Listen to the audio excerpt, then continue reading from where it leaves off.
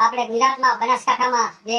ભારતીય સેનાના એક જવાન રજા ઉપર આવેલા અને તેઓ એક ગાડી લઈને જતા હતા જે એના ભાઈની હોય અને એવું પણ જાણવા મળે છે કે ભાઈના ભાઈ પણ પોલીસમાં હતા અને એને બ્લેક ફિલ્મ લાગેલી અને એને ખ્યાલ નહોતો કે અહીંયા પ્રતિબંધ છે અને નીકળેલા પોલીસ વાળાએ રોક્યા ને એની સાથે વાત કરી ભાઈ મારા ભાઈની ગાડી છે હું તો રજા ઉપર છું પણ એની આજે બહુ જ ખરાબ વ્યવહાર કરી અને એને નીચે ઉતારી અને એની સાથે જે ક્રૂરતાભર્યું વર્તન કરેલું છે તો ભારતીય સેનાના જવાનો સાથે જયારે આવી ઘટના બનતી હોય છે તો આમ આદમી કેટલો સુરક્ષિત એવું આપણે સમજી શકીએ છીએ ત્યારે દેશના વડાપ્રધાન ચાહે ગૃહમંત્રી હોય ચાહે સંરક્ષણ મંત્રી હોય એ જયારે કોઈ પણ સારા કાર્યો હોય જયારે કે દિવાળી હોળી જેવા તહેવારો એ પણ સેનાની સાથે મનાવતા હોય છે તો સેનાની સાથે આટલું આદરમાન જયારે દેશના વડાપ્રધાન શ્રી આપતા હોય તો પોલીસ પણ એક ડિસિપ્લિન ફોર્સ છે તો એને પણ આ વસ્તુનું વિશેષ ધ્યાન રાખવું જોઈએ એની ઉપર એની સાથે કોઈ પણ જાતની કાર્યવાહી કરી તેમ કે ઓન પેપર થતી તે કરવાની જરૂર હતી એને જે દંડ થતો દંડ દેવા પડે એને ના નથી પાડેલી પણ 500 પોલીસના કર્મચારીઓ એક સાથ ભેગા થઈ અને એની સાથે જે ક્રૂરતા